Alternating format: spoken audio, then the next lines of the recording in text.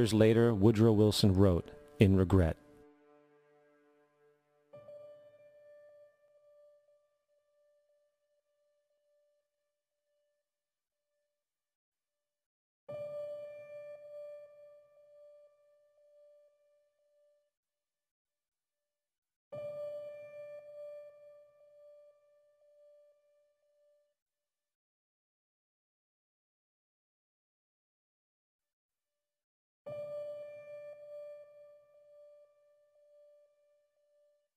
Congressman Lewis McFadden also expressed the truth after the passage of the bill. A world banking system was being set up here, a superstate controlled by international bankers, acting together to enslave the world for their own pleasure. The Fed has usurped the government. Now, the public was told that the Federal Reserve System was an economic stabilizer, and inflation and economic crises were a thing of the past. Well, as history has shown, nothing is further from the truth. The fact is, the international bankers now had a streamlined machine to expand their personal ambitions. It's alive! It's alive! It's alive! For example, from 1914 to 1919, the Fed increased the money supply by nearly 100%, resulting in extensive loans to small banks and the public. Then, in 1920, the Fed called in mass percentages of the outstanding money supply, thus resulting in the supporting banks having to call in huge numbers of loans, and just like 1907, bank runs, bankruptcy, and collapse occurred.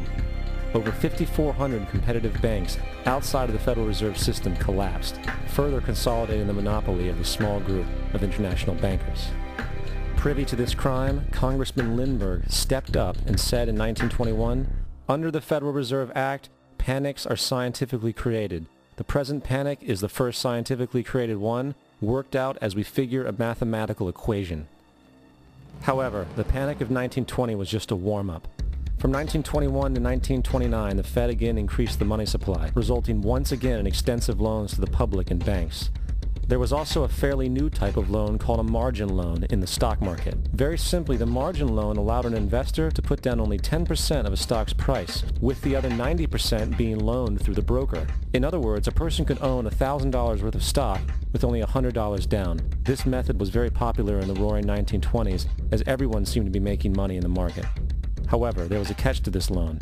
It could be called in at any time and had to be paid within 24 hours. This is termed a margin call, and the typical result of a margin call is the selling of the stock purchased with the loan. So, a few months before October in 1929, J.D. Rockefeller, Bernard Baruch, and other insiders quietly exited the market, and on October 24, 1929, the New York financiers who furnished the margin loans started calling them in masse. This sparked an instantaneous, massive sell-off in the market, for everyone had to cover the margin loans. It then triggered mass bank runs for the same reason, in turn collapsing over 16,000 banks, enabling the conspiring international bankers to not only buy up rival banks at a discount, but to also buy up whole corporations at pennies on the dollar. It was the greatest robbery in American history. But that didn't stop there. Rather than expanding the money supply in order to recover from this economic collapse, the Fed actually contracted it, fueling one of the largest depressions in history.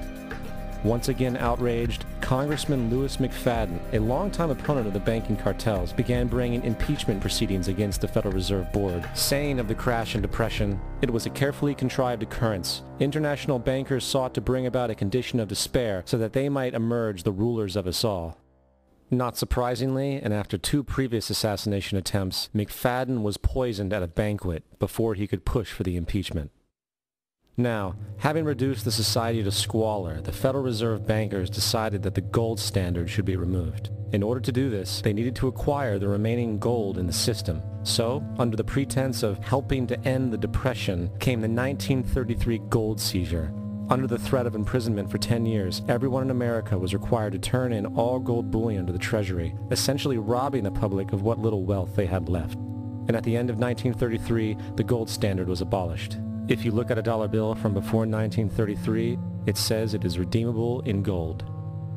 You look at a dollar bill today, it says it is legal tender, which means it is backed by absolutely nothing. It is worthless paper.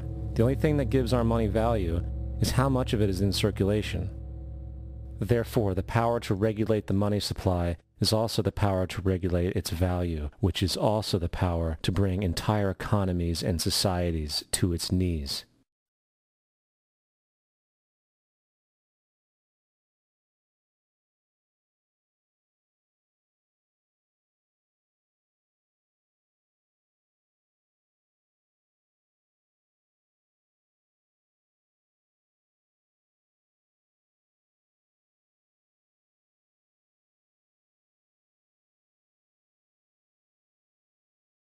They create money out of nothing. What a scam. They have so much money, they don't care about money. All they care about is power. All they care about is being able to control the political situation so it goes their way. After a man has far more money than he possibly can spend for pleasures, what is left to excite him? For those with a ruling class mentality, the answer is power, raw power over other human beings. Money can buy such power only to a point. Beyond that, politics is the sport, and world politics is the ultimate game.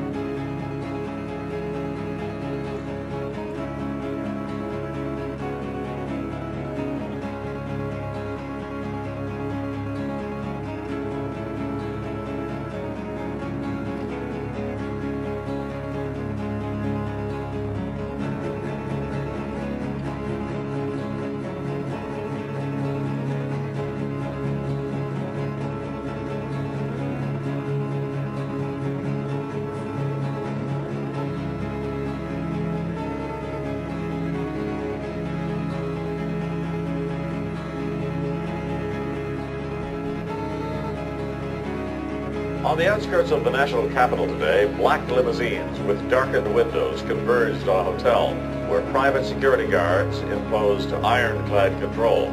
The limos carried royalty, political power brokers, and industrial titans to a secret meeting that will last all weekend. It's known as the Bilderberg Group. Could their objective be world domination? If you haven't heard of the Bilderbergers, it's for one reason only. They haven't wanted you to. At their annual closed-door meetings, no outsiders are allowed even close to the building. Here are gathered the most powerful individuals of the Western world, united regularly at club meetings. Yet nothing is reported by the New York Times, the Washington Post, or the LA Times. What really fascinates me is the complete blackout in the American press. For more than 20 years, I've gone down to the press club every day. I check the wires in their library, mingle with other paper boys, and I asked them the question many times, why, when if 120 film stars or 120 NFL football players met behind locked and guarded doors at a remote location for 3 days, you'd try very hard to penetrate and find out what those movie stars or football players are doing. Well, I had no curiosity at all when 120 of the world's most powerful financial leaders and political leaders meet for 3 days in a remote location behind armed guards in a complete blackout. Well, I had no curiosity. The people who call conspiracy theorists are not the conspiracy theorists themselves. We're talking about facts here. The Bilderberg Group does exist. The Federal Reserve does exist. The people who are members of the Bilderberg Group are also the people who do control the Federal Reserve. These are all facts. In 1954, the elite of the planet met in secret at the Bilderberg Hotel in Oosterbeek, Holland. The Bilderberg Group would later admit that their mission was the formation of the EU. Once the EU was established, under the guise of trade deals, a North American Union and Asian Union would be formed. The three interlocking superstates form the core of the global government, while the United Nations would serve as a world regulatory and enforcement body over the Third World subregions. The Bilderberg Group consists of the heads of all of the managing roundtable groups that steer individual countries. Picture the elite power structure of the world as a giant pyramid, with only the elite of the elite at the tip top of the capstone. The group has been so secretive that until the mid-1980s, the controlled corporate media denied its existence. Into the late 1990s, coverage only consisted of rare one-line mentions.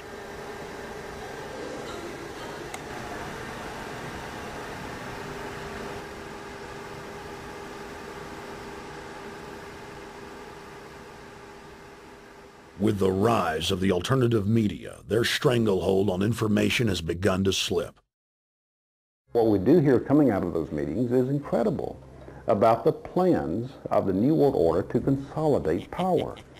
Political power and economic power coming together at the highest level. But what I call the lapdog media, the controlled media in this country, you would think that they would be going to court, crying freedom of information, open meetings, sunshine law, and all of these things, but the silence is deafening. Why is it the major media would deny this? Let's look at the ownership of the major media. Let's look at the roster of, say, the Bilderberg meeting. Katharine Graham owns the Washington Post. Katharine Graham has been to the Bilderbergers. Conrad Black, one of the largest media barons in Canada and Europe, has not only been to these meetings, but he has hosted the meeting just a few years ago. Every year they meet in secret, and there is an absolute news blackout. There is never anything reported in any of those papers. David Rockefeller himself thanked the media for keeping this all hushed up.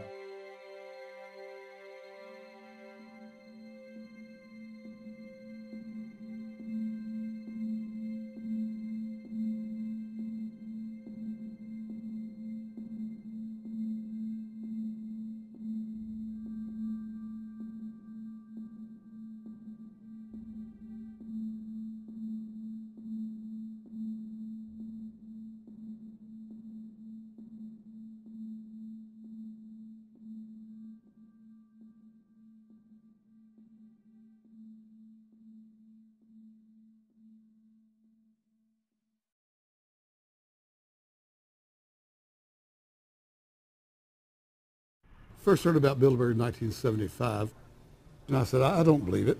That's not possible. Who in hell's Bilderberg? I spent 20 happy years with metropolitan newspapers. All the wires are clicking at my ear. That could not happen without me knowing about it. And the thing that first impressed me most was columns in 1957 by the late, great Westbrook Pegler, widely syndicated columnist. He wrote 2 lengthy columns about how approximately 100 leaders of international finance, heads of state, high public officials were meeting behind armed guards and closed doors on Jekyll Island, sealed off. What are these powerful internationalists doing? And why is it so secret? Why does it have armed guards outside? Why is it sealed off? The newspapers totally ignore it. Not a word. Total blackout in the United States. Since then, I've never stopped pursuing Bilderberg, or the whole international gangster organization led by Rockefellers and Rothschilds as they manipulate the world for their own selfish interest. About 10 have come in.